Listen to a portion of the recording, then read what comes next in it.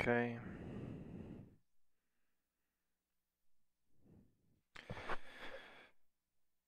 Getting ourselves set up here. Ooh, that doesn't look the way I want it to look. There we go, that's better.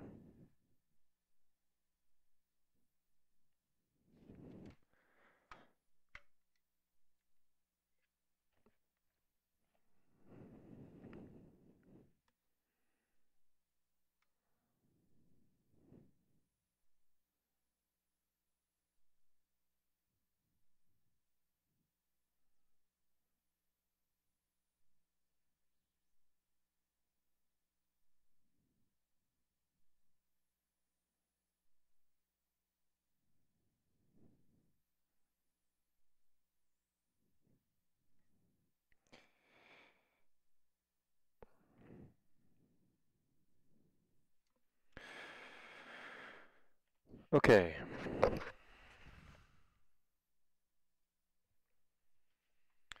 We are getting ready to go.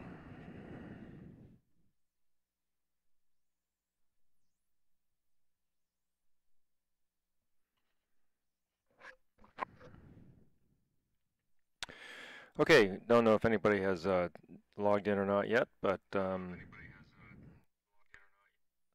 we are going to be doing our next flight in the Mooney Ovation. We're going to be flying from Truth or Consequences up to Gallup, New Mexico. I actually briefed this flight real world today, just for the heck of it. I didn't call flight service or anything, but I briefed it through ForeFlight, and feel like I've got it dialed in pretty well in terms of understanding what's going on. Weather's good. We've got a Aerobat Tango for low-level turbulence, but we're going to go anyway. It'll be interesting to see how that's simulated in the sim here. And we're going to use VOR navigation, so we're going to fly outbound on the Truth and Consequences VOR, which is 112.7 on about the looks like it's about the 316 radial. And then we will switch over and track in on the Gallup VOR on about the 135 radial. And other than that, good morning. Yeah, I had some free time, so I thought I'd get a chat going. I hope that's okay with you guys. Do a flight and see how things go today. So I'm going to go ahead and get us started up here.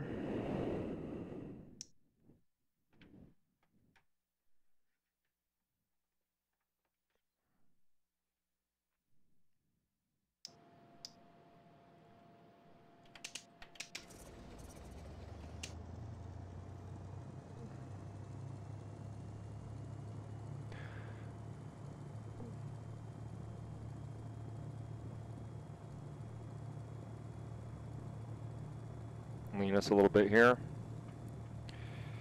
We are logged into the Pilot Edge network.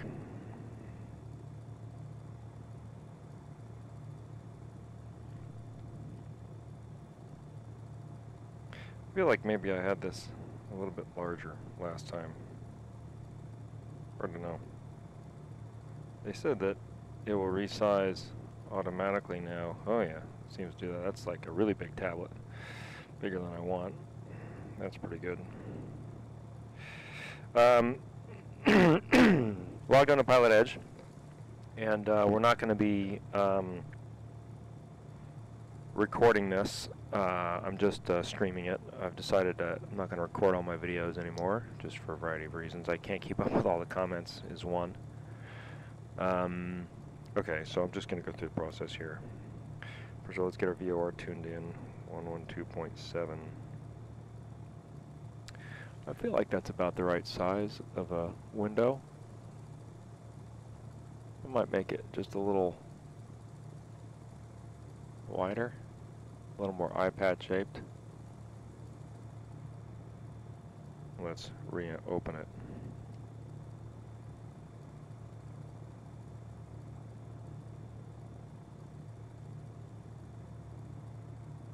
Yeah, I like that better.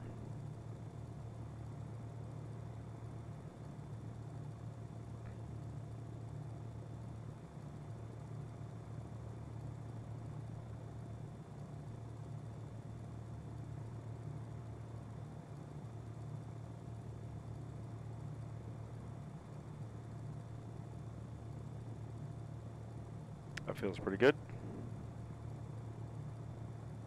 I can still see everything I need to see. Okay, so 112.7.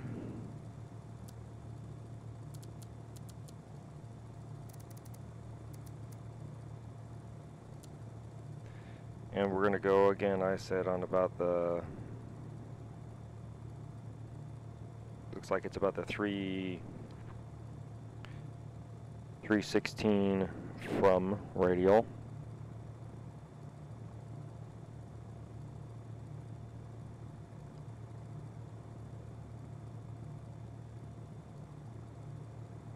It's pretty close, I think.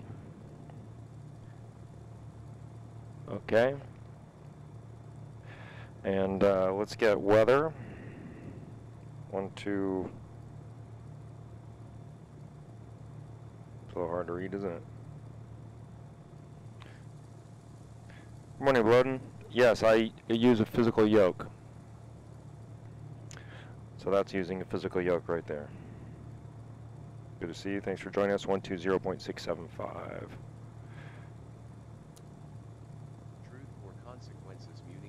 It's not very loud, is it? Let's turn that up. Sky clear. Temperature 19. Dew point 1. Altimeter 3007.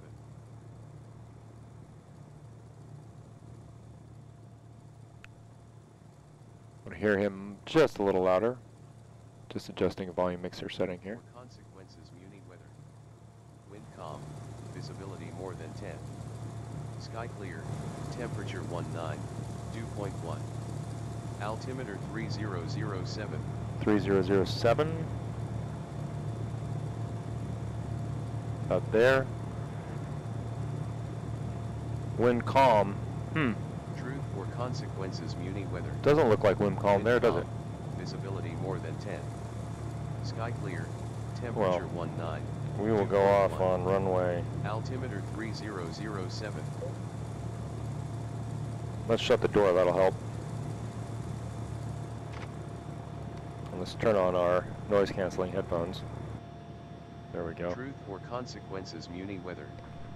Wind calm. Visibility more than 10. Sky clear. Temperature 19. Dew point 1. Altimeter 30. There we go. I still think that background noise is a bit louder than I like. There's something about the sound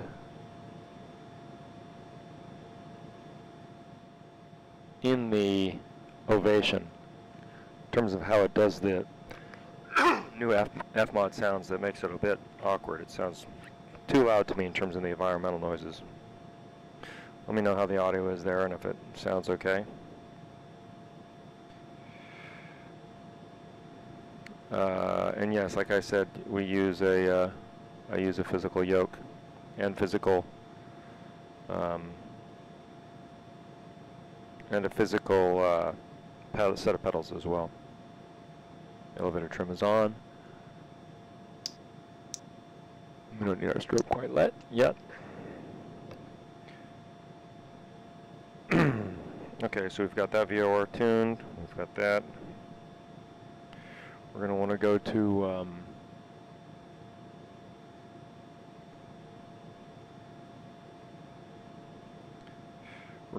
to center here in a minute. It looks like it's going to be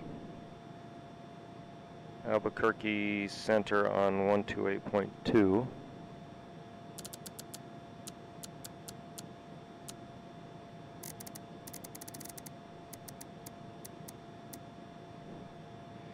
And we're going to go up at 8,500 feet. Ooh, that might not be high enough. Okay, we'll go up at 10.5.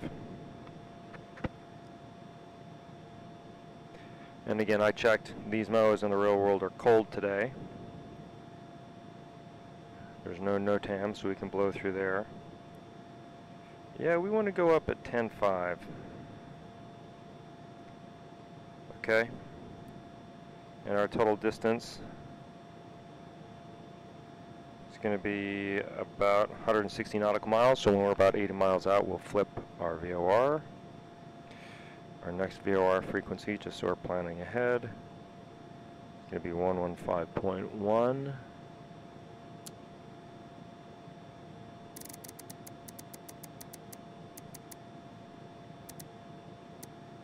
Okay, that's good. I can't switch over to nav on this for some reason. Those buttons don't work. Hello, Ronnie from Brazil. This window isn't rendering quite as well as I'd like. I'm going to bring it back in again. Doesn't look as sharp as I'd like it to look. Fast quality for frames. Let's do the delay down to 10 frames, maybe.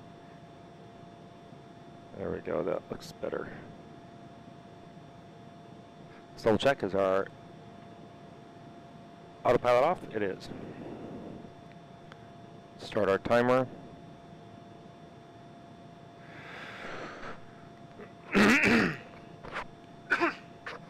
Sorry to do that into the mic.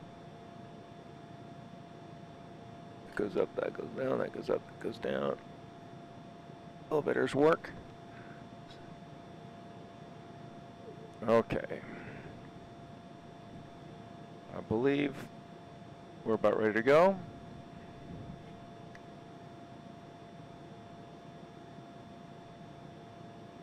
Boy, having ForeFlight on the web in here and being able to manipulate it with the controller is really handy. Okay. So again, we haven't seen the winds quite yet aloft.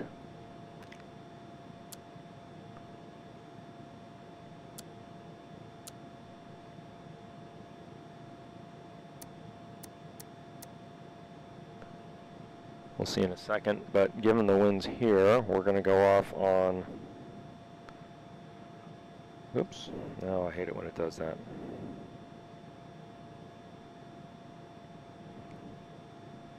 We're going to go off on, looks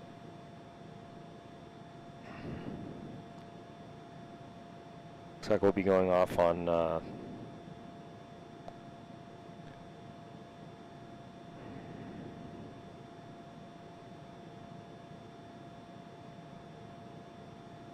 come on, give me the diagram, boys. There we go.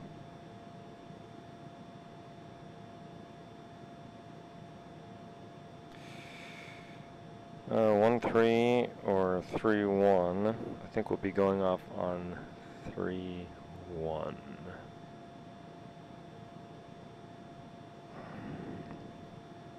We're sitting here. Let's see, the wind's blowing.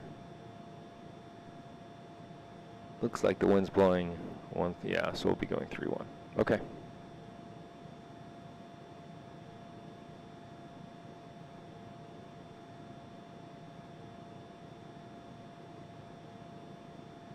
A lot of ground on this, or a lot of turf on this airport.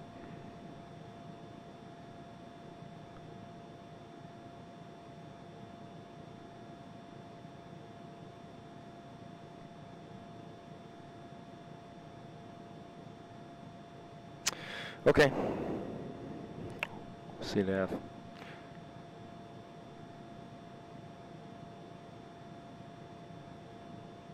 Truth or consequences, traffic, motivation, 15 Julie Golf, taxiing to 3-1, truth or consequences. Okay, let's see what we have here. Got a couple of comments. Good to see you, Jet. They are. Yeah, the plugins are working well, and we're streaming in 1080p, which is good. I'm also not recording it. I don't know if that makes a difference. It probably doesn't. Okay, we've done our controller check, everything else is ready to go. We've leaned the mixture. Let's take off the parking brake.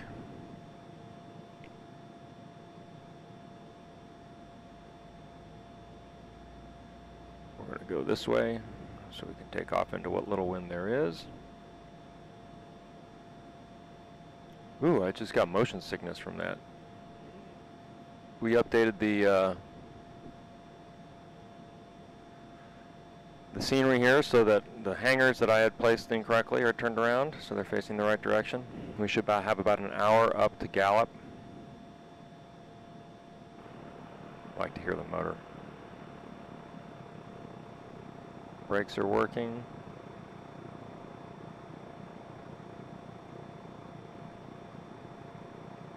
One of our turf runways is up here.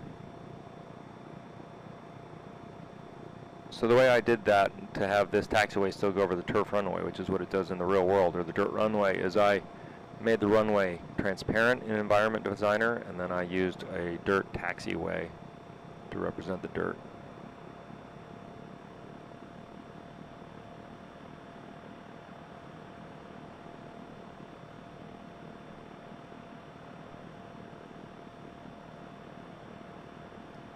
Yeah, so I didn't quite have the cloud packages and stuff correct. If those who watched on the last stream, I downloaded the soft clouds package, but I didn't move all of its cloud textures over, and I was using some other cloud textures, and I didn't think the clouds looked great, so I've fixed that. So now I'm running the soft clouds Lua script, which doesn't seem to be conflicting with FJPS at all, and I have its soft clouds textures loaded in. There were some clouds in the distance. I don't know if we'll see any on this flight or not. The weather's pretty clear between here and Gallup in the real world. I forgot to level this runway.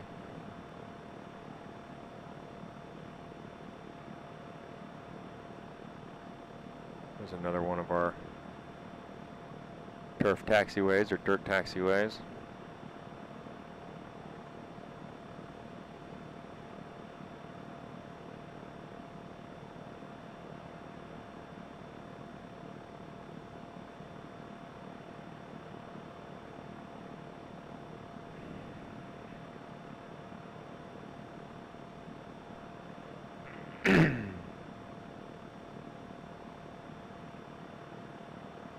I do like the sky textures though that come with it. I think they're much better than the default textures in X-Plane. I think they look really good. Okay, we'll do our run up. Feet on the brakes, parking brakes on. Everything looks green to start.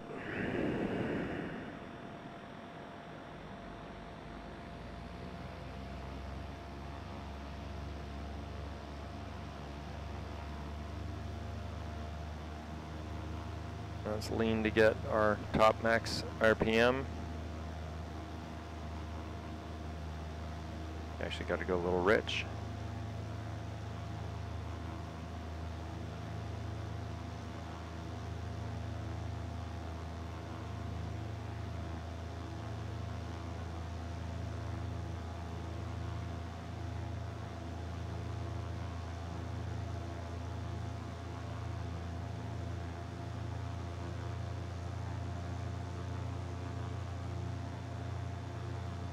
That there is max. Okay, that's good. Cycle the prop.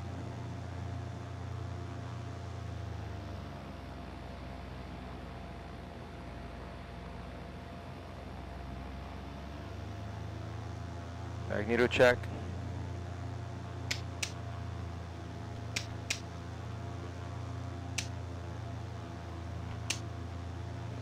Back out of the throttle, everything was green. Vacuum is good, amperage is good. Oh, that was my mixture that I just messed up.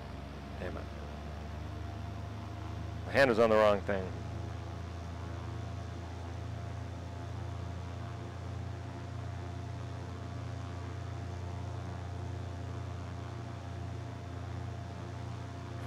There you go. Sometimes with these controllers in your hand, it's easy to get your hand on the wrong thing.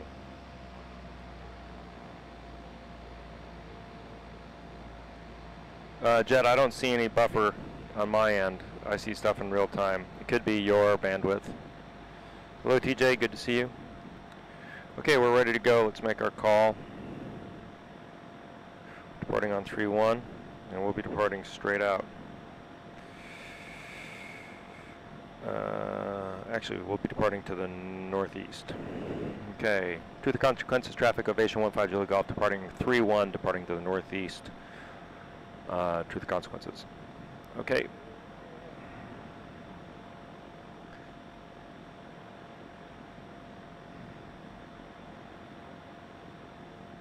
There's some of those clouds I was talking about.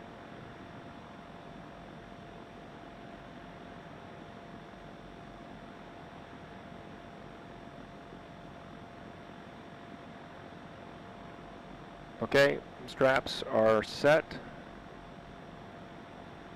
Flaps 1 notch. Trim is set for takeoff. Heading and directional gyro agree. We've got about 316, which is about the one we're going to want. Let's go. And the brakes. RPM we're good. Engine instruments are green. Airspeed's alive. On the center line. This is a bumpy runway. We know our takeoff point. Rotate.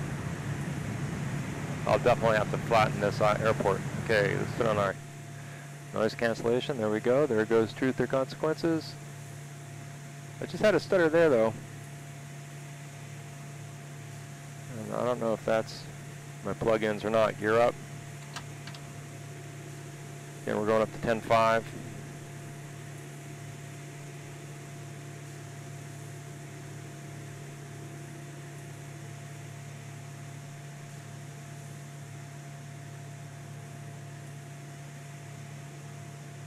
We've got a little ways to go before we cross our radial as a firm radial, so we'll just fly straight out here.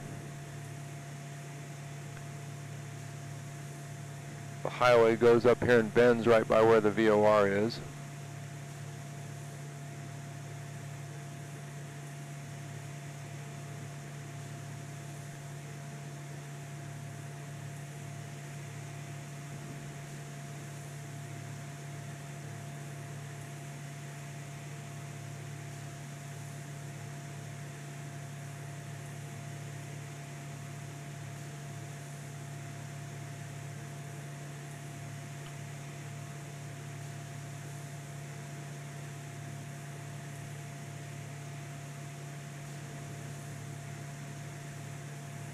You can actually see the VOR there.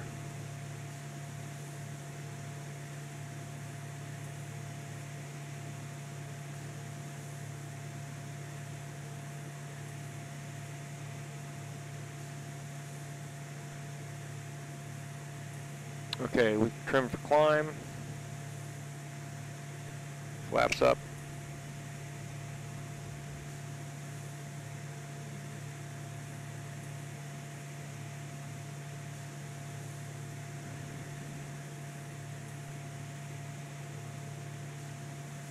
I didn't turn my landing lights on or my strobe because I'm not following a checklist, which is a mistake. I'm going to have to find a way to get the checklist in here in a way that I can read it more easily. All right, let's switch over to center. And we're going to Gallup, which I think is GUP if I remember.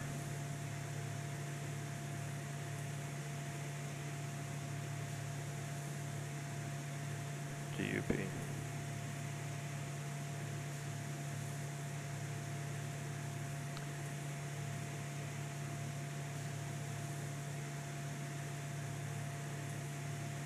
One to 8.2. Yeah, that's what we have. We've got ortho scenery all the way. Okay, we now have the needle away from us, which is what we want. And we'll go intercept our radial.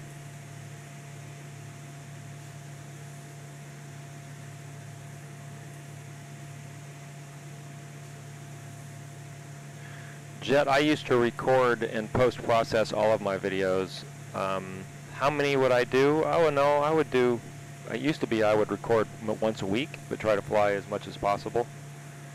Now I sort of have just gotten into the habit of streaming when I go up in VR. It's harder for me to stream the real cockpit. I have to plug in the GoPro and make sure it's working, and it's a hassle, get all the USB devices going, and it's not as easy as I'd like to think it is. But I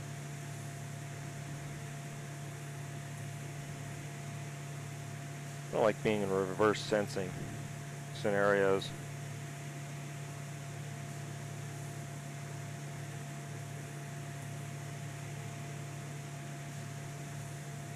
Run the 306 radial. I want to be on about the 315 radial. So we're coming up to it. So it used to be, I would say I would record run out of 5. Now with when I'm VR, I tend to record almost everything, or stream everything. I think I'm going to stop recording. I can't keep up with the questions, and I feel bad about not answering people's questions online, but I just don't have the time to do it. We're coming into our radial. You can see on our heading indicator. Up to 9.5. It must be quiet in the western U.S. because I haven't heard anybody on Pilot Edge as of yet. We'll get established on our needle, and then we'll get our altitude set, and then we will get advisories to Gallup, which is Golf Uniform Papa.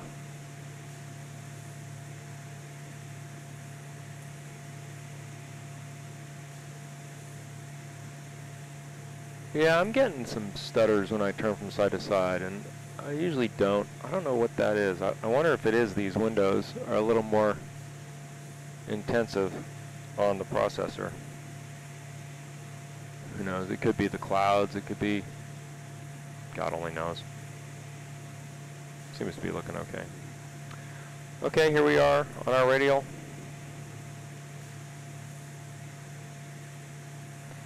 We're established on that.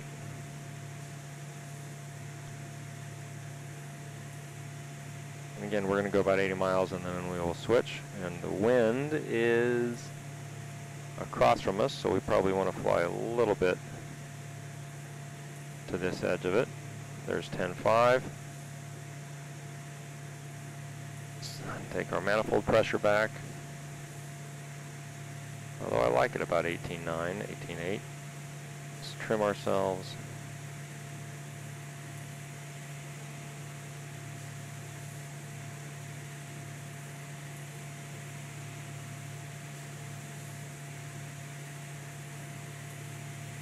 Now we can throttle back to about 2400.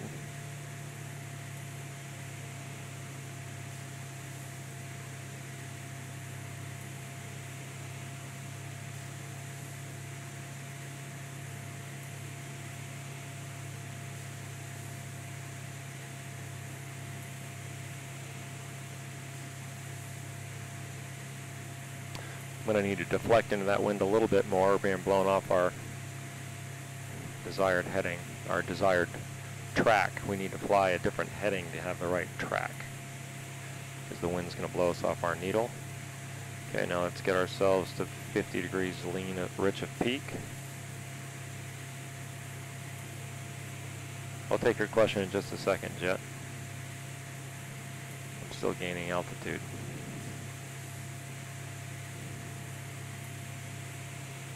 $17.80, it looked like it was about the peak.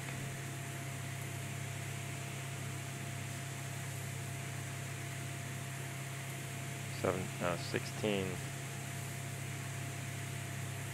30, 40, 1340, so 1640, so we'll go about 1590.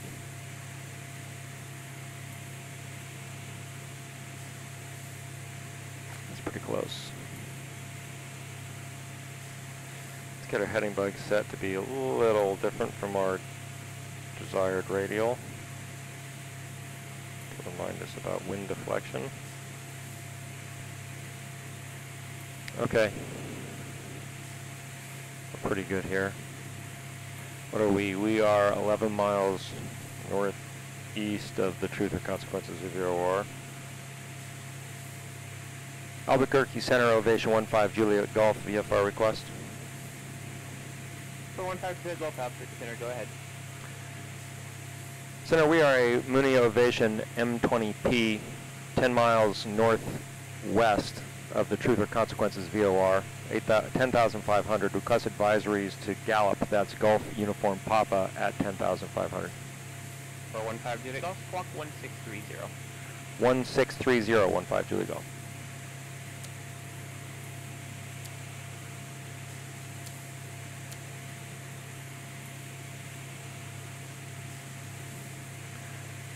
For 15 Juliet Golf, radar contact 15 miles northwest of Truth or Consequences VOR, Truth or Consequences altimeter 3008. 08, 15 Juliet Golf. Okay. Looks like I overcorrected a little bit. Here's our mountain. First mountain we're going by. 237 Charlie Alpha, North California. Okay, so how many flights? Do you just fly in your sim for flying's sake, or for streaming, and not for streaming or recording? Yeah, I do quite a bit, and sometimes I, Number 237 Charlie Alpha, squawk 554. in particular, will try to practice like things I have coming up, cross countries I have coming up in the real world, stuff like that. 34.6. Sometimes I just fly around, you know, at night, especially on the weekends, maybe after the kids are asleep. I like to just fly around. I'll load DCS and fly around. 237 Charlie Alpha, radar contact 7 miles south of the phone VOR. I'm surprised how little I've been flying in the real cockpit, though. I really like the VR. I mean, that's the bottom line. Okay, those peaks are 10.5 or 10.2. Yeah, so that's interesting. I wonder. Put that 551 average 10 to path express and make it file 240. Usually when I get that, there's something that's causing me to have those stutters. Let me just look at Project Lasso real quick.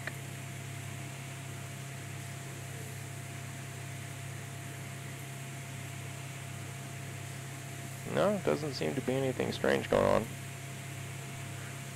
Probably just having these windows open. I don't have a lot of clouds. My frame rates are good. When I get those kind of jags, it's almost always because there's something else pulling on the processor. I'm not sure if these windows are it or not. I don't think those clouds are too high. See, like that looks, I'm looking out over the New Mexico wilderness in VR. That's just fantastic. That can't be beat. Looks great. Okay. A little higher than we want. Yeah, so I just fly for fun quite a lot, and sometimes I just like to do a hop without having to worry about the streaming. I like the interaction, so I like reading the comments and talking with you guys. That's fun for me. But when I really want to practice for real, my preference is to be really using the checklists and really doing what I should be doing. And again, I need to get a checklist formatted in a way that's easy to use in this airplane. I can pull them into the Avatab app, that little window, and that'll help.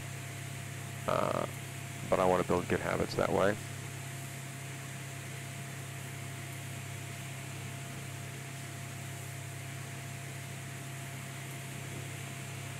Okay.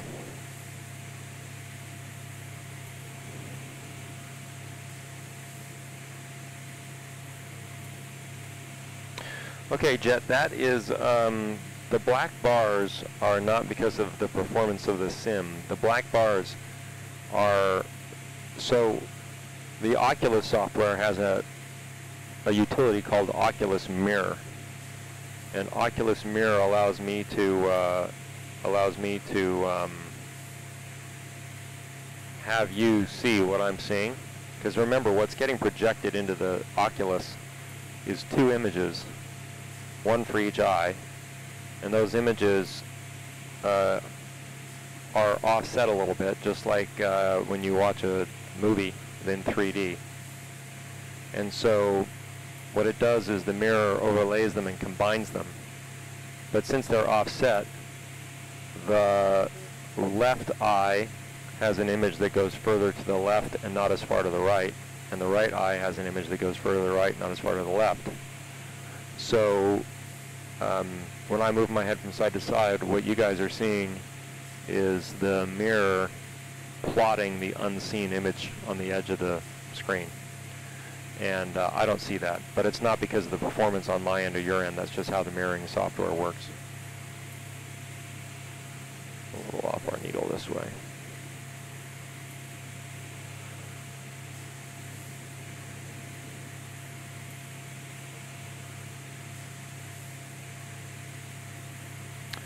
Okay.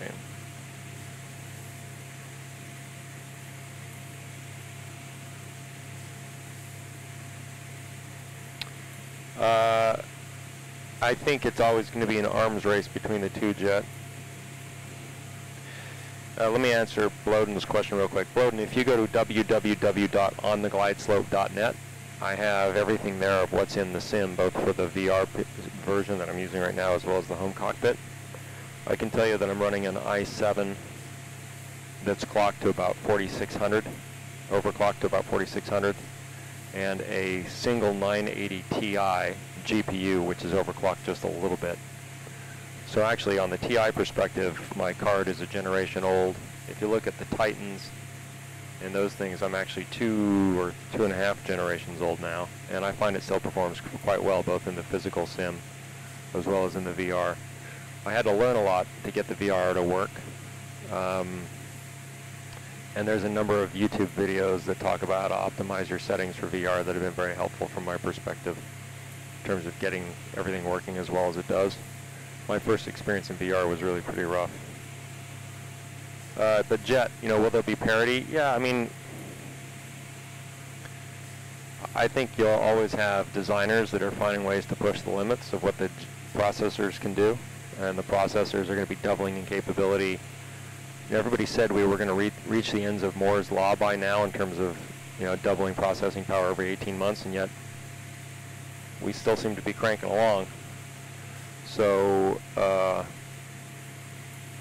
who knows? I think it'll get. It's already. I mean, this is already so good that it's sort of crazy.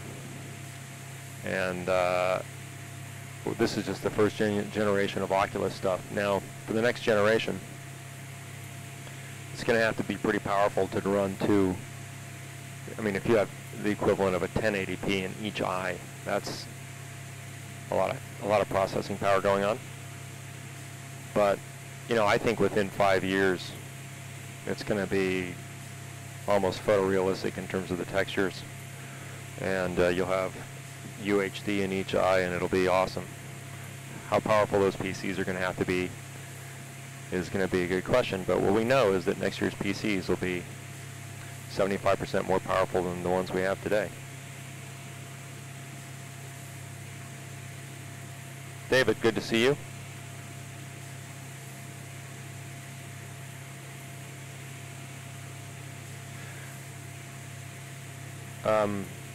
So first, let me just answer TJ's question real quick. Have I ever done VR in Prepared? No, I stopped using Prepared about 1.5 years ago, and have actually uninstalled it from my machine. I have it backed up on another drive if I wanted to go back. We're coming up to the edge of the MOA, by the way. That's what that line is right there. So we're about right here.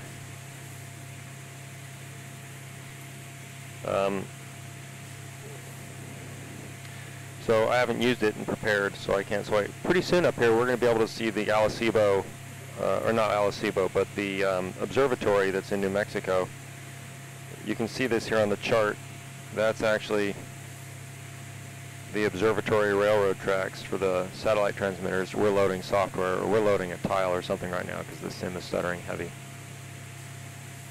It usually does that when it's loading the next tile.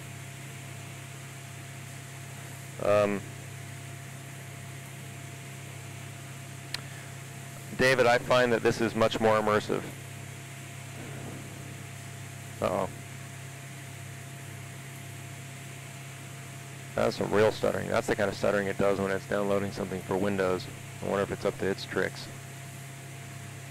But the quality, the sense of space, and especially with orthographic scenery, the fact that the physical layout, the width of the cockpit is exactly as it should be, I find this is significantly more immersive. In fact, the last time I flew in the physical cockpit, my thought was that didn't feel like flying, which makes me a little sad to say because of how much I love the physical cockpit and how fun it was to build. But that's the truth. Let's see if we can see the layout for the satellite dishes down there. I can't quite. We should be flying just over the edge of them. Next at 551, contact opportunity center 124.32.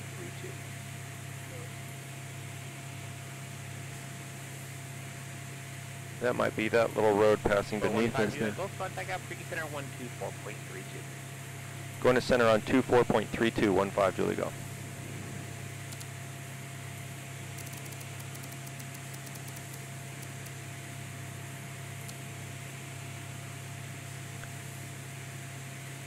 Albuquerque Center, November 15 Julie Golf, 8,600, 10,600. Square 15 Golf, Albuquerque Center, Albuquerque altimeter 3012. 3012, 15 Julie Golf. Okay, so I'm looking for the satellite. Set 551, Albuquerque Center, descent pass discretion, maintain 10,000 Amarillo, altimeter 2998. They should be right up there.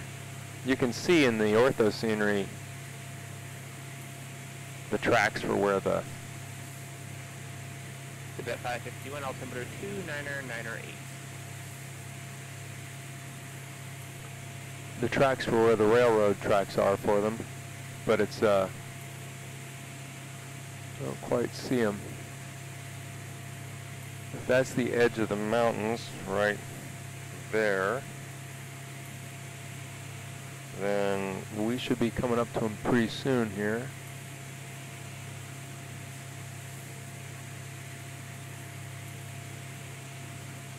There's that peak right over there. All right, so it's a little ahead of us still. What's our altitude? Oh, I think there it is right there. Okay, so right there is one of the railroad spurs that they move the satellite dishes around on. Somebody ought to go in with some custom scenery and place the satellite dishes in here. Maybe that's something I'll do. Yep, so there's the extension of the one spur. Wow, it makes you realize how big the satellite radio, the radio telescope is. It's a big radio telescope is what this is. So you can see it here on the map. And these are railroad lines that they move the satellite dishes on, the radio telescopes on, is what I mean to say. And they make an array out of them, which is pretty cool. Would I recommend to go in on a solid home cockpit? Up to you. I mean, it's great. I think for IFR training, it'll probably be easier for me. But it's hard to know. This is very immersive. Feels like flying to me. Thanks, Dave.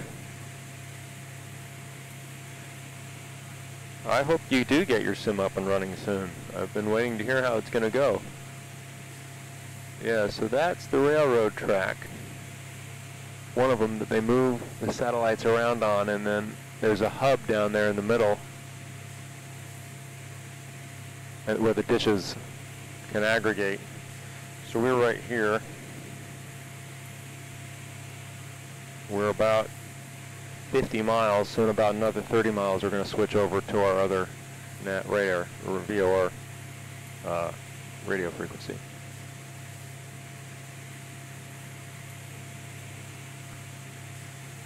That's pretty cool.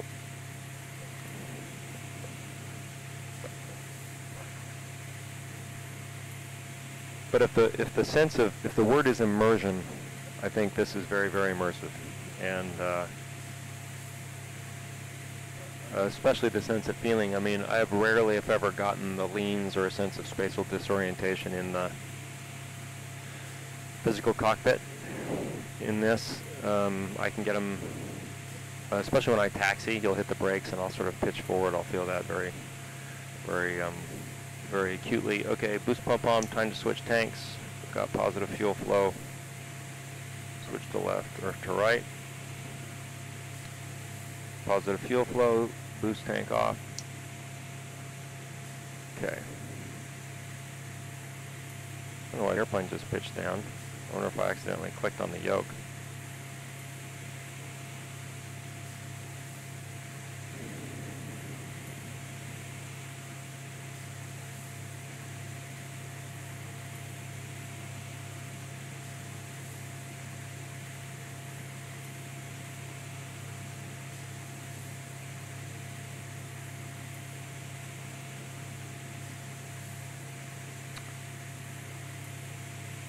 Well, I'm glad you guys are enjoying the videos. I have to say, I've been losing my mojo for it a little bit. I don't know why. Every once in a while I get a comment or something online that gets my goat. Nothing hugely critical, I don't know. But, you know, this Mooney point-to-point series has been a lot of fun. I've really been enjoying it. And especially flying over like this, it's nice having the conversation. I have to say it's not very realistic because I don't expect to be flying with lots of passengers. It does create a little more task saturation, which is probably a good thing if I treat things like checklists and the rest seriously. These sky textures that came with the soft cloud package, and again it's a free add-on for X-Plane, I think look really good. This gives me a real sense of space. I feel like we are flying over these plains in the high desert at 10,500 feet.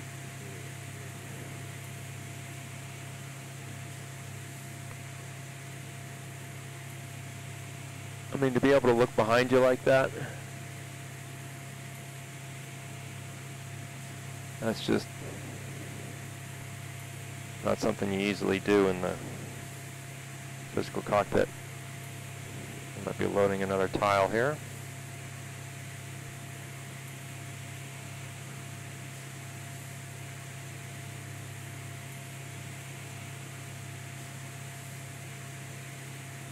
I think Windows is up to its old tricks. It feels like a Windows Defender scan or something.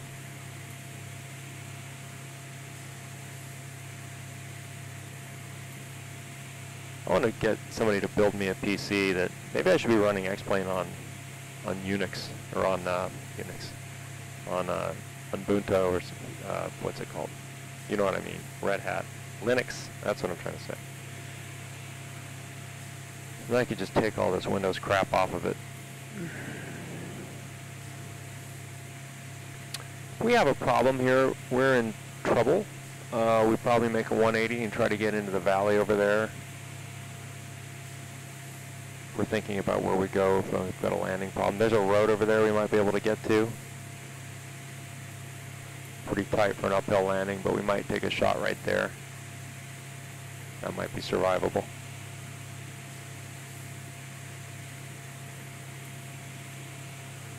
How long does it take to render your videos and streams and get them uploaded to YouTube? Well, when I record them, these, when I'm streaming, YouTube records them automatically.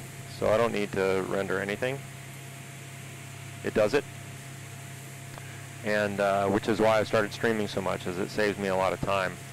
It used to be I'd probably spend a good hour processing a video, post-processing. If it was a longer video, I might spend longer than that editing. You know, I'd pull in maps and charts and lots of stuff into those videos, which is, I know, one of the reasons people like them. I don't do that in this. The upload time can be significant. You know, 8 or 9 gig video can take an hour or two to upload. So with this, it's a lot more efficient from my time perspective. It just does it, and I don't have to worry about it. I also don't edit it, so, you know, mistakes and all.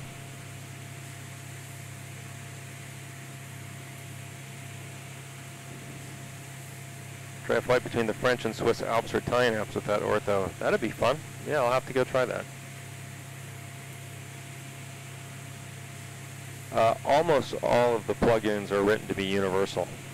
I'm sure there are some that aren't, but most of the plugins are universal, so that's another nice thing about X-Plane is it's built to be universal. It runs on Mac.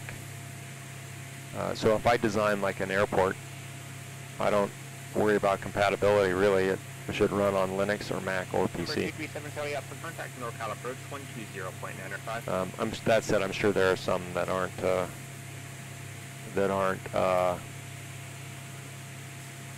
universal. Okay, we've come up over these mountains. We've avoided the... Oh, I don't want to do that. Oh, it thinks I'm moving it now. I don't want to do that.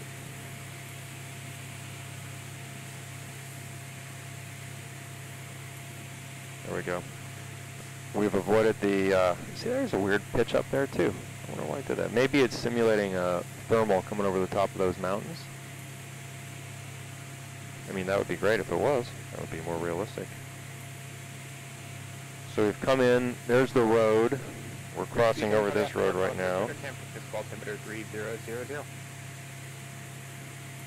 That is our restricted area, I think. Or that's going to be the end of the MOA.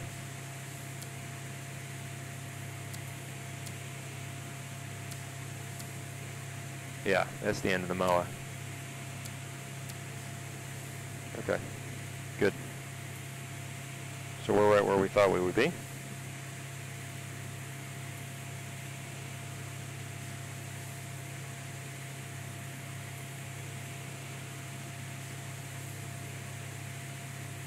Wow.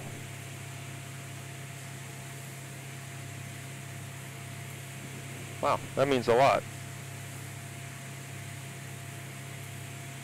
For you, I appreciate that very much. Oh, there's a little turbulence.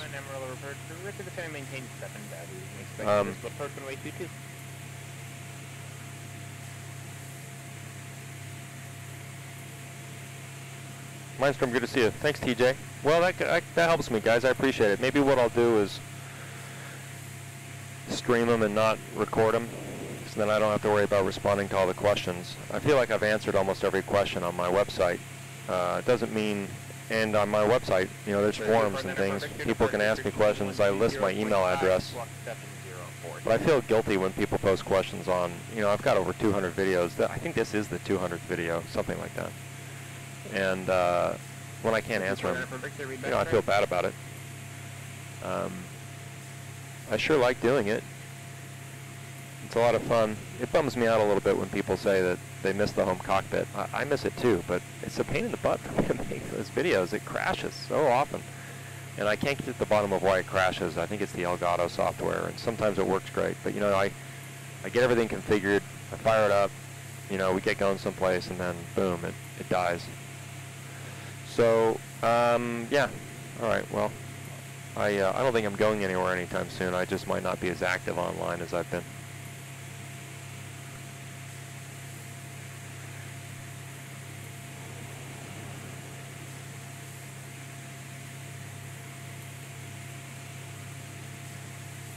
Thanks, Brian. I appreciate it.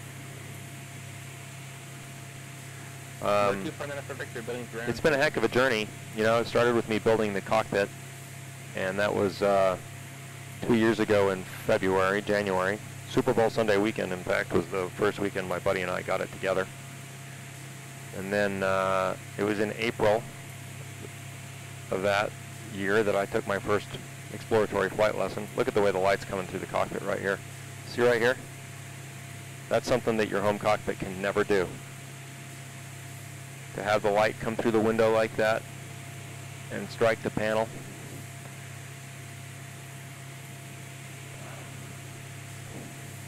Okay, we're going to get ready to switch over. And again, we're going to fly... Oh no. That doesn't sound good. Ooh. We're going to be flying to the Gallup VOR on about the... 24, then a fixed runway 28 right, taxi the Alpha. 135 from radial. So let's see if we can pick it up here. Next is at 551 Amarillo Airport, 12 o'clock, 30 miles, report to site. Yep, there we go. 135 from.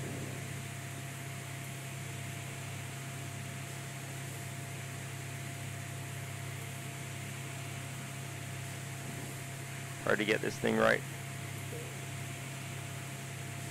There we go.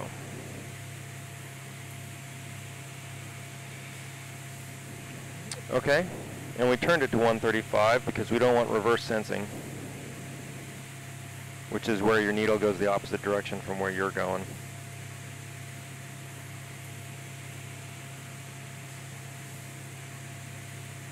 That's a bit 551 cleared, vehicle approach from A22, contact Amarillo Tower. And whenever I say that, I always end up reverse sensing, so who knows, I've probably done it again.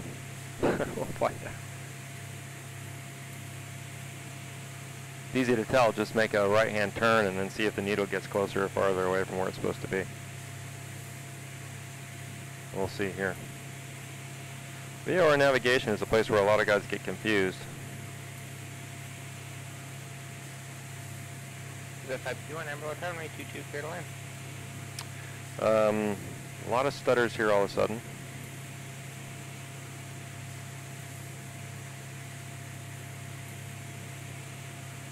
Oh, I was saying, so that first flight was, yeah, see, we're catching it.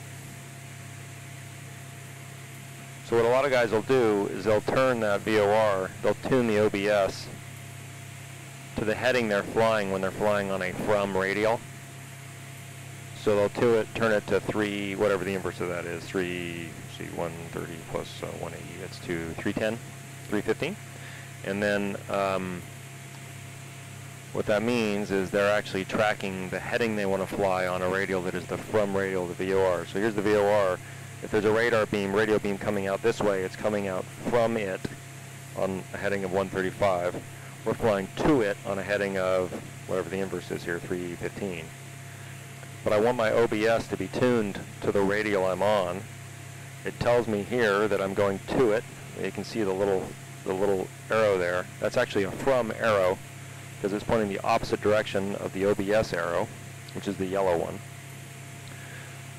But if I didn't have it tuned, if I had it tuned to the heading I was flying, if I had it tuned to 315 when flying on the 135 radial, I would be seeing opposite directions. So if the needle was deflected to the left, which would normally mean fly this way to catch a needle, if I flew that way, it's actually going to go farther away because I'm flying the opposite heading of the heading I'm tuned to. That's called reverse sensing, and a lot of people do that.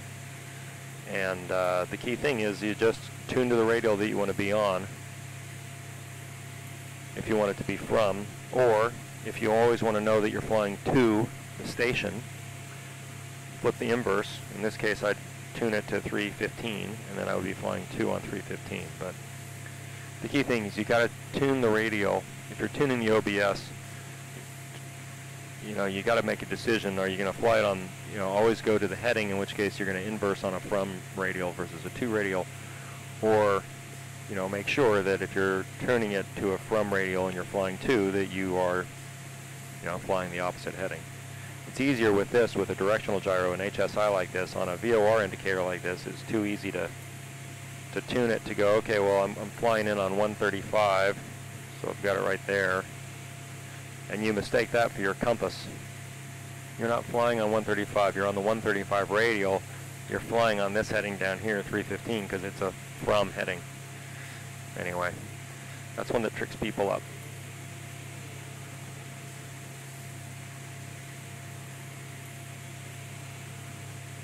Oh, TJ, that would be great. I would love that. I like for people to fly with me, I know I have to do a better job of announcing when I'm going to fly, but I like it when people tune in on pilotage. When we fly together. Okay, where are we? We're out of the MOA quite a while ago. Uh-oh.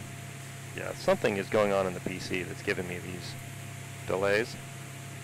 That's not an traditional X-plane thing. Okay, we've got a little, in terms of landmarks here, it's a little, that's weird. Look at there's that one green patch. We've got this little hill over here. Looks like we've got oil derricks, or those might be, looks like they have roads to them. Maybe not. Hard to know what those are.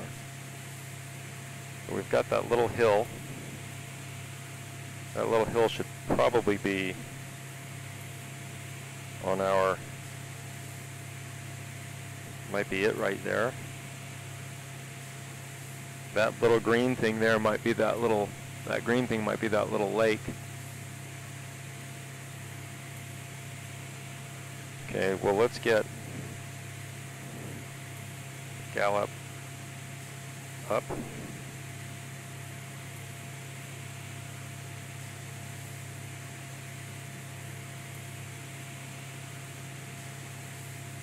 There we go.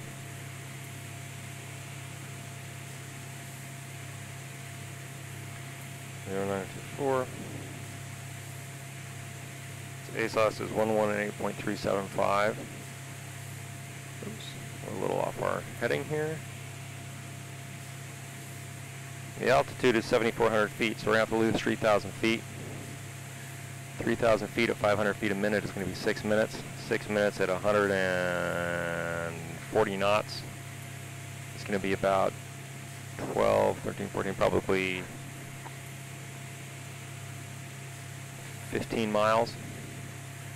So 15 miles out, we'll begin our descent. We can see that here on our DME equipment. It tells us how far away we are from that VOR station. And again, our headings are going to be 0924 depending on what the weather is. Let's see the recent METAR 230 at 11 to 17.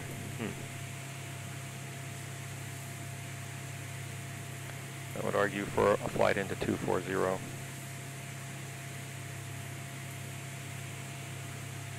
Okay.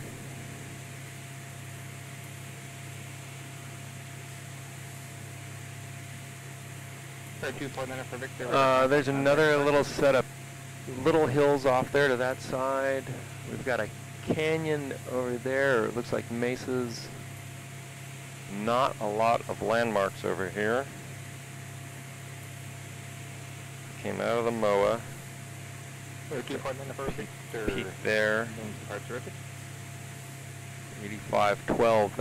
That looks like that's about 8512. That might be that right there. There are buildings up here ahead of us. I can't quite see. All right. Yeah, I think Window's doing something today.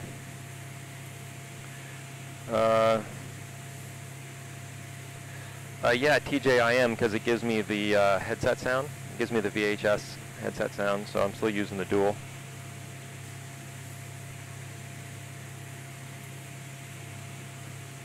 Oh, Corey, thanks. I'm not going anywhere.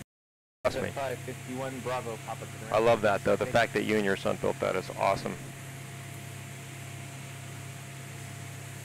That little green patch is the Bob Cope Classic Golf. Though that was way too. That was just, oh, maybe out in the middle of New Mexico. Wow.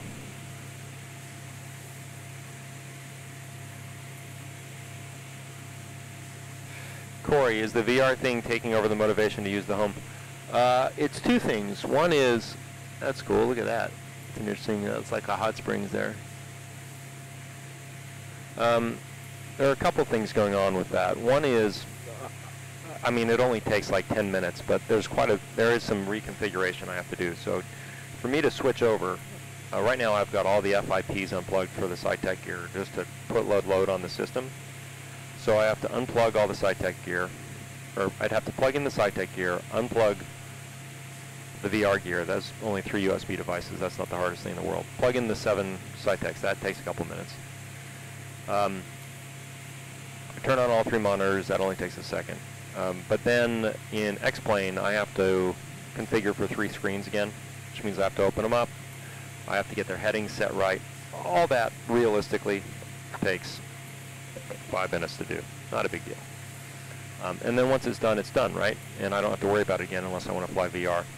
So in terms of configuring it, then that's easy. If I want to shoot video, I have to attach the GoPro to the back of the cockpit. Then I have to boot OBS, which is no different from what I do today. But then I have to fly wondering if the thing is going to crash. And, you know, when it crashes, I'm halfway through a flight, I'm sort of screwed. Now this thing crashes sometimes too, so that's just part of the game. Literally part of the game. Boy, the sky colors look fantastic from the soft cloud art package. So if you go to the .org, there's a soft cloud art package. It has sky colors and new cloud textures. I haven't seen many of the cloud textures yet. But this looks great. Should we just quickly pull some up and see how they might look? Let's make it scattered. Let's see what we get. Oh, those look pretty good. They don't look incredible. But maybe it didn't load the new art assets either. Because I don't know if it loads the new art assets every time or not.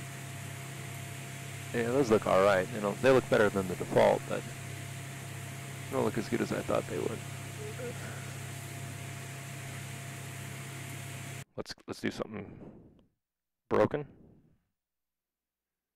Overcast. This might tank the sim here. Oh, we're in IMC. Use your instruments. Trust your instruments. We're in total IMC. Oh man. Okay, I could get the leans from this. I feel like I'm climbing, we're descending.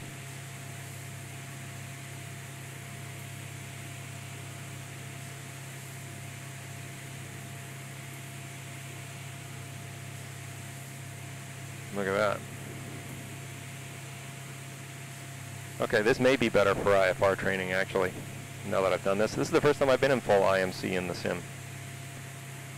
Oh, we just broke out of one cloud deck. Now we're back in. We're a little high. Let's go down 500 feet.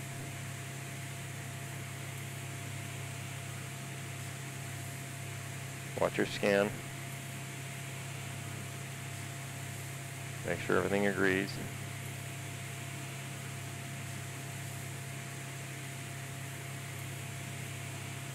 Let's get down here to, it's just like hood work. Small movements. Sorry, I'm suddenly very focused.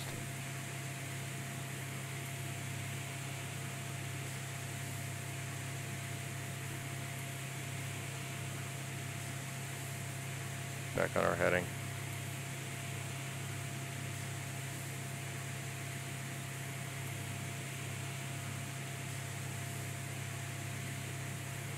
Crazy. All right.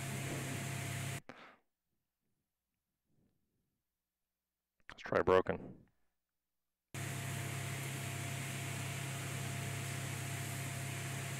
Okay, so they're kind of passing through us.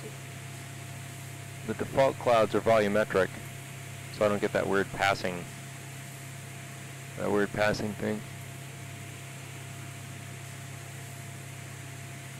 Let's go to Cirrus.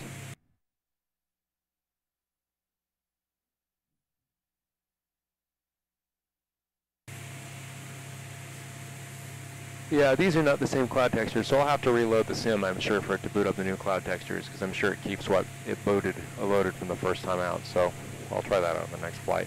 Okay, back to real world weather.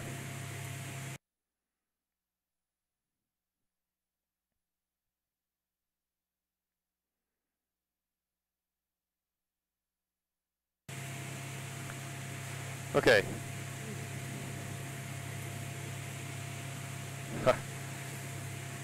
Oh, I got it, Jet. Good. I hoped you were being funny. Get our altitude back.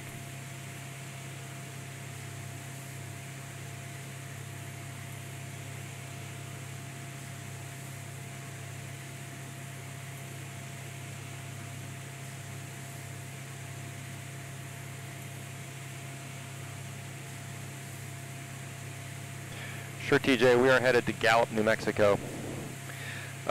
Yeah, so I get it all configured, and then I hope the GoPro works. Now, if I just want to fly for myself, then I don't need to worry about the GoPro. And you know, the best thing is flying with other people, which, you know, if I've got the cockpit set up, that's a blast. I mean, more fun than you can have, right?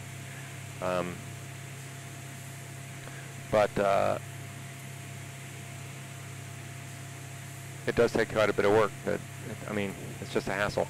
And then, you know, the SPAD Next, I mean, half the time those FIP drivers aren't working, and it's just more complicated with the home cockpit. That IMC experience there felt very realistic. It felt very real to me. Okay, so we're about 30 miles out now of the VOR. If we want to do a quick and dirty calculation of distance, we know that the VOR is, radial is 20 miles across. So it's 10 miles, 20 miles, 30 miles. We're probably right about in here. Up here pretty soon we should see Black Rock coming up. And it has a little airport. There's a canyon, a mesa up there I can see. Those mesas look great. That might be that change right there. So that might be Black Rock. In fact, I bet that right there is that right there.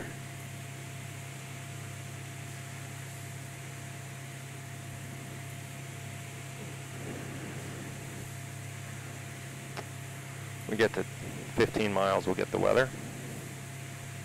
Let's get ready for that. Gallup ASOS 118.375.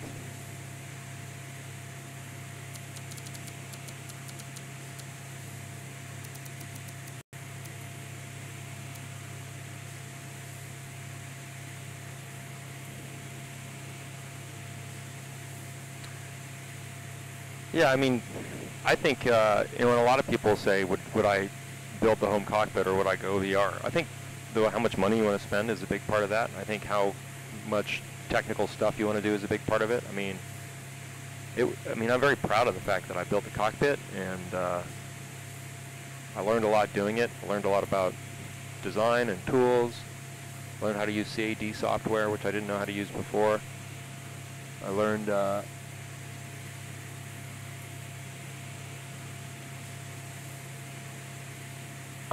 a bunch of stuff about the USB loading, the power loading of USB hub devices, as an example. And of course, had to figure out how to configure the screens and configure aircraft and get X-Plane to work in 3 screens. I had never seen X-Plane working in 3 screens in this configuration before. I had to figure it out. So I think that, you know, contributed something to the hobby, and I've enjoyed all that. You know, the thing is that with a couple grand to either buy or build a really powerful computer,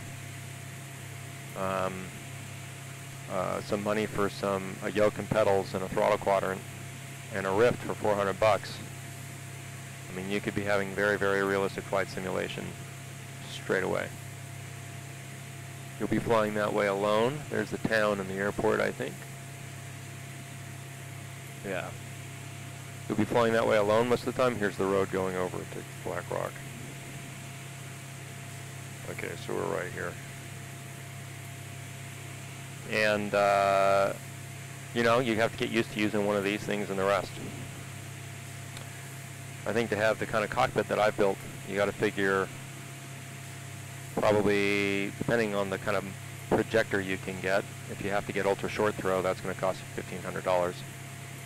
If you can get away with a normal projector or medium short throw, and you can find monitors for $150, 3, maybe 8, 9 per screen, 4, probably $1,200 for video setups. If you follow my designs, all the materials and everything I bought, the Coroplast was actually the most expensive thing. Windows is uploading something. That's not just a new tile. That's Windows hammering the PC.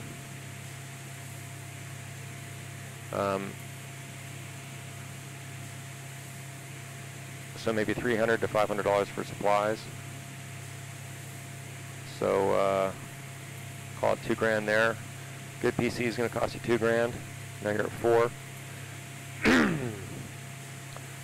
Cytec yoke and pedals you can probably get for Cytec yoke, pedals, trim wheel, and TPM. You can probably get all of that for $1,000, maybe less online. So now you're looking at 5. So 55, and that's just for that. And then if you're going to get SciTech radios and everything else, I mean, you're probably looking at $7 or $8 grand to build the cockpit and have it be where you want it. And if you want some of the real world type radios and things like that, Yoko yokes, I mean, it starts getting expensive quick. VR, you know, $3,500 and you're done, tops. And if you have the PC, then, you know, you're $2,000 less.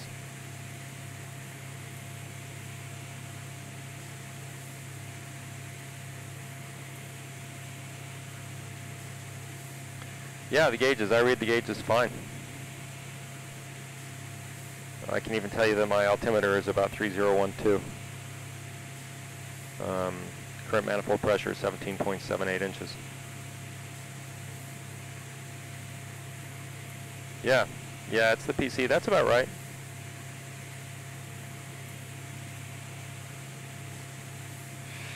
Yeah, and I think a 55-inch TV is a great idea. If I could do it over again and get a bigger front TV rather than the monitor, I would. Okay, we're 20 miles out. We're going to get the weather. Let's ask center for permission to do that. Oh, we're having a delay. Center November 15 Julie Golf would like to get the Gallup weather. 15 Julie Golf, to report back on frequency. Yeah, this is definitely Windows doing this to me. Gallup municipal weather. Wind 290 at 5. Visibility more than 10. 2905. Sky clear. Temperature 11. Dew point -8. Altimeter 3015. 2905 3015. Center 15 Julie Golf is back on frequency. Okay. 15 Julie Golf, Predator, there's no track with reviewing the Gallup weather, radar 3 minutes, Fox VFR, frequency change approved, kidding. Squawk VFR, frequency change approved, 15 Julie Golf. Okay.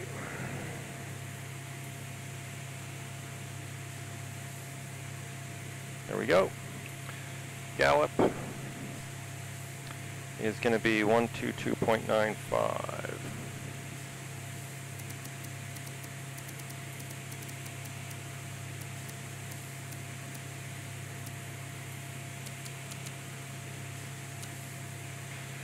Okay, we're 17 miles out.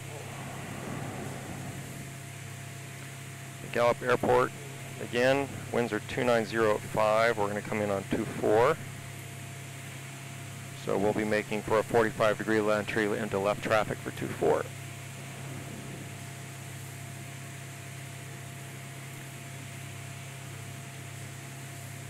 I actually try to tell it to do not disturb for a few months, but you know, it's got so many different things going on with it that you never quite know when it decides to update something. It could be drivers, it could be Windows Defender scan, who knows.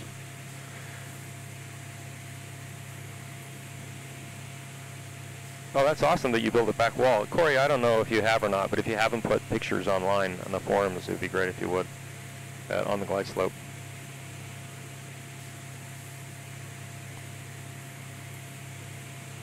Corey, do you fly in a 777 in the real world?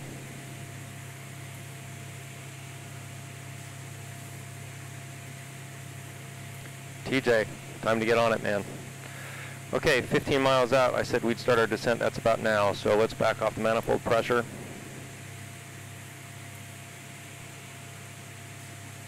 Let's bring the prop full forward. Keep the mixture where it is for now. Switch tanks one last time so we're on the fullest tank while we got it. Boost tank. Left. Positive fuel flow. Boost tank off. Let's turn our landing lights on so we're visible. Okay. We're 10 miles, we'll make the call. And we are looking for the airport. There's our MOA, or our restricted area. You can just see the edge of it right there. So we're about right here, 15 miles out like I thought. And we're going to come down to, it's going to tell me that 7,400 feet is pattern altitude, I would imagine.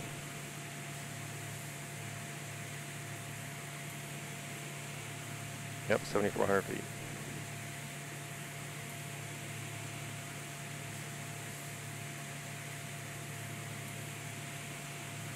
Okay, and we're going to fly in on 240, right? Yep. So let's get this set to 240. It's going to be our runway heading.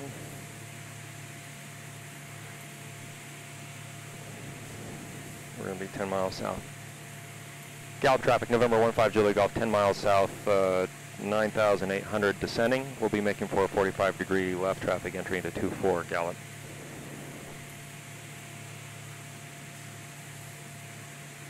Okay, looking for the airport. The airport is on this side of town.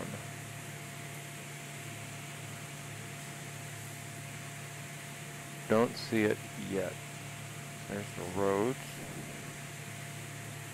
If we can't see it, the highway will take us to it. And it's parallel to the highway. That looks like the highway.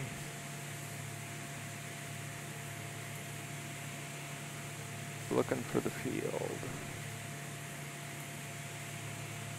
Just like real life, the field can be hard to see. It's saying it's right in front of us.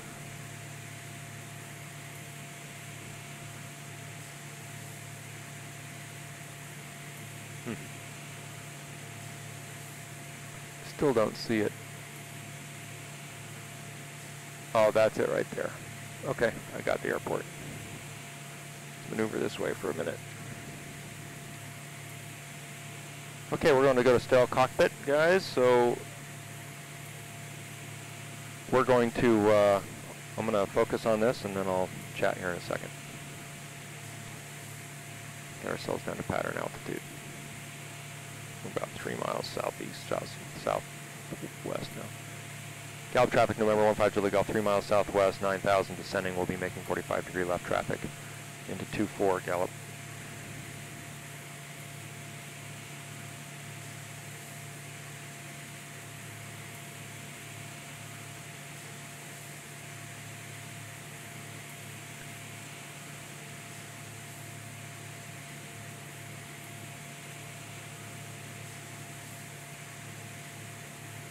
It's like this, being able to do this is just much better than in a home cockpit. I think.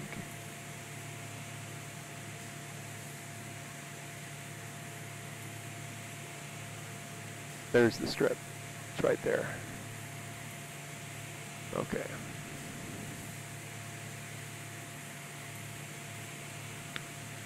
Let's fly a little forward slip here.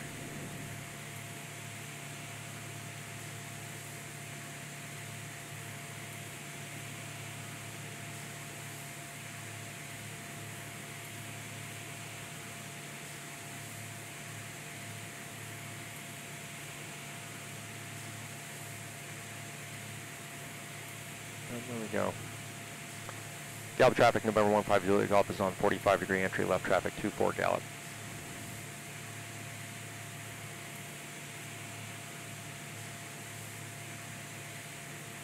And remember our winds are 290 at 5, right?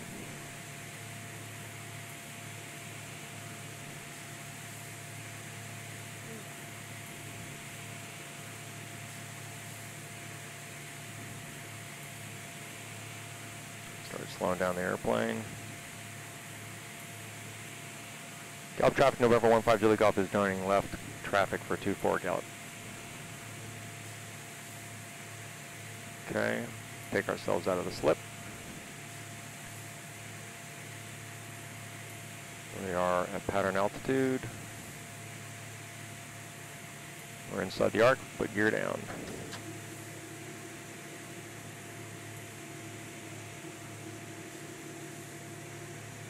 Manifold pressure. Gallup traffic, November 15 Julie Golf is on left downwind for 24 Gallup. There's our airport. Airplane is still slowing.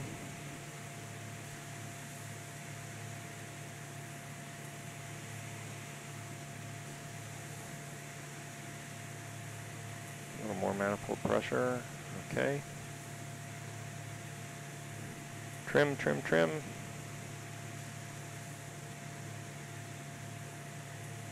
Never saw the windsock, but that's okay. Touchdown point. Okay, first notch. Gears down. Throttle back.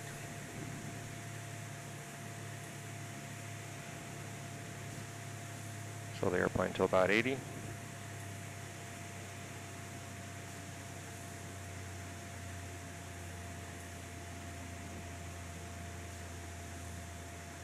Working on that crosswind a little bit. There we go. Gallup traffic, November 15 Julie Golf, turning left, base 24 Gallup.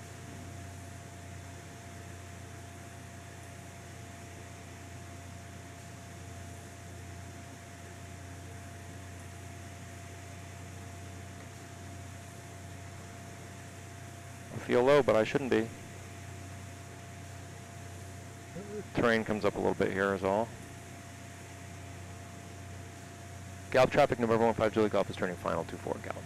We have overshot the runway quite a bit. We're right on the glide slope, but we have really overshot the runway. We are going to go around. That wind took me more than I thought it would. Gallup traffic, November 15 Julie Golf is going around Gallup. Power. Flaps. Keep the gear down.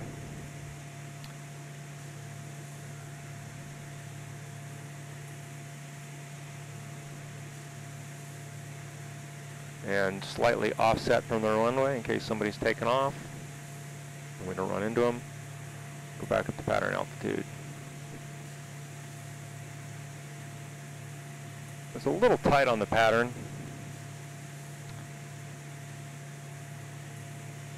Look at the windsock if we can find one.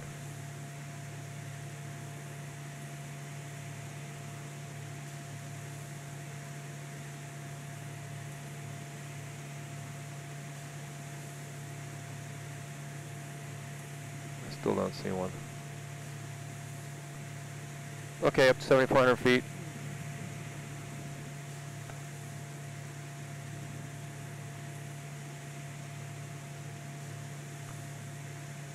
See what you guys think of that.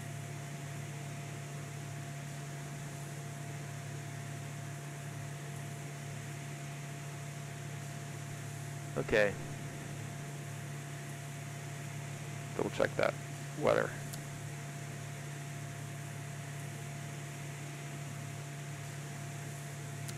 What was the weather?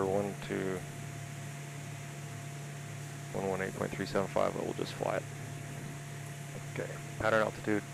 Gallup traffic, November 15 Julie Golf, turning left crosswind 24 Gallup.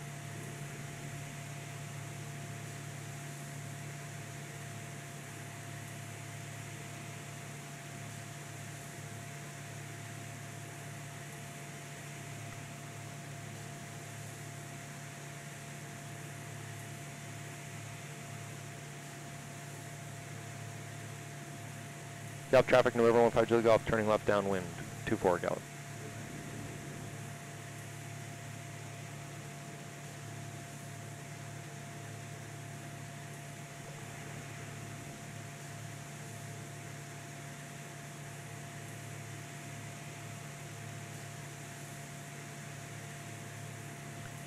Okay, that wind is right behind us now.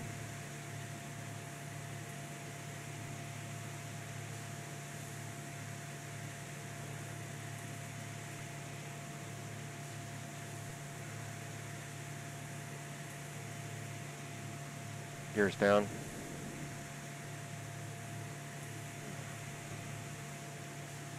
There we go. That's where I want to be. It's better.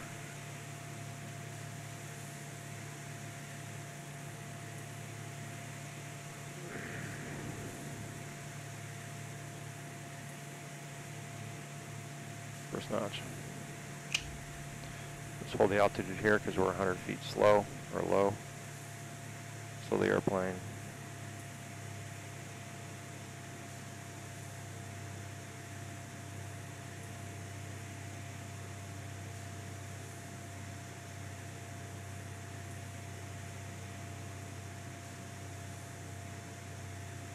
Pitch for 80.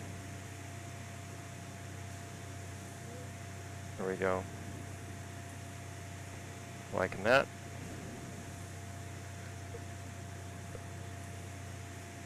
Gallup traffic, November 15 Julie Golf, turning left, base 24 Gallup.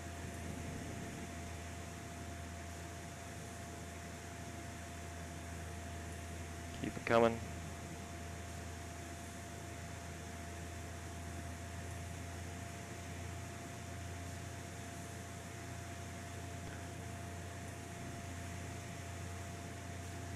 Gallup traffic, November 15 Julie Golf, turning final 24 Gallup.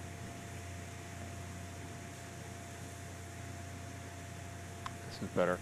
Right on the slope. Too white, too red.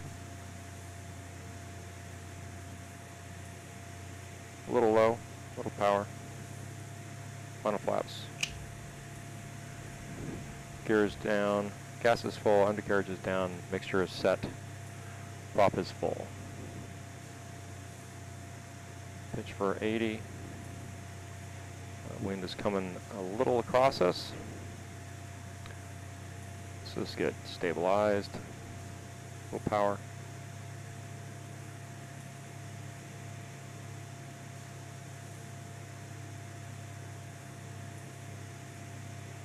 Touchdown point is the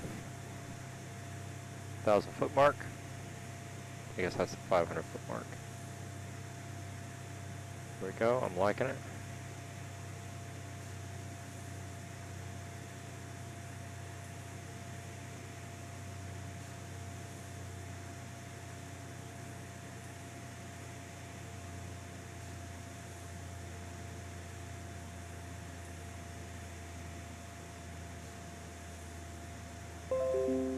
Oh. That Windows beep freaked me out. It ruined my flare. Let's try short field. Back pressure.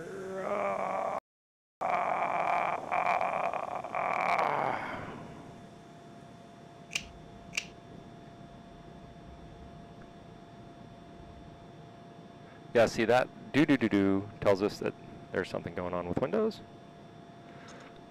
as I suspected. Okay, we're here. Had to go around, but you know, if you think go around, for me it's if I think it twice. If I think go around once, I go, let's make sure we can't fly back. And if I think it a second time, I go, it's time to go around. There goes a train going by.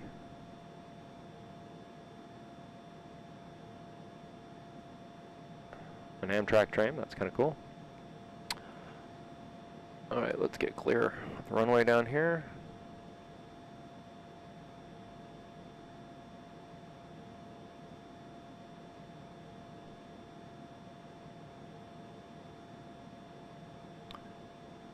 Okay, flaps are up. Let's get the trim set. Then I'll look at the chat. Then I have to go get on a phone call. In the real world. Landing lights.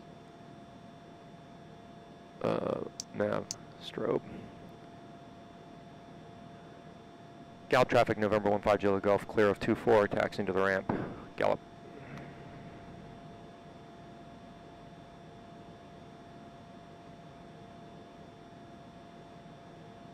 That's awesome, Carrie, that you fly 777s. It's a real airplane. Let's go over here where we can get fuel.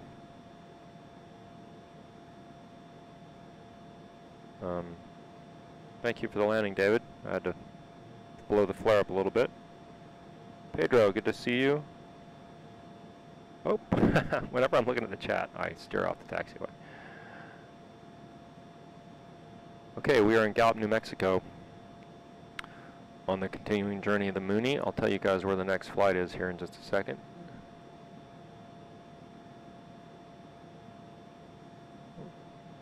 We will.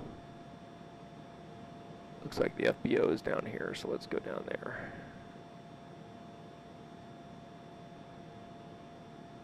Fuel truck going by. Actually, we'll park right here. There's a nice little spot here for the Mooney.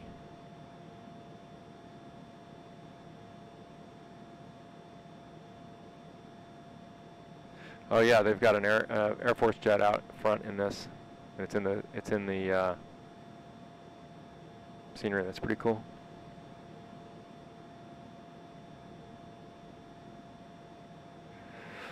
Well, I got to tell you, I'm not going to be doing any flying in the real world in Florida today or this week. In Tampa, the weather's terrible.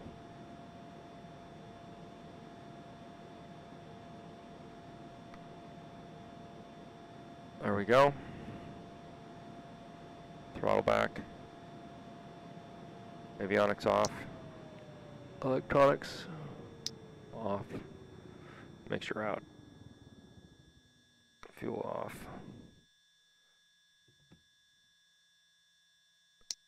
Okay.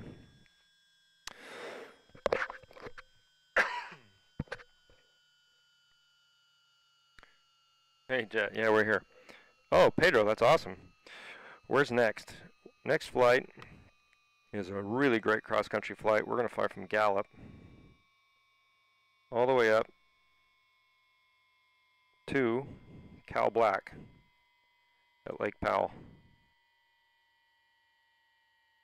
Right here.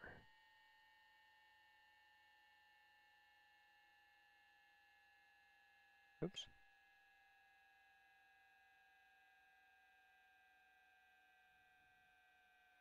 Page Municipal. Oops. So that will be a longer flight. That one's going to be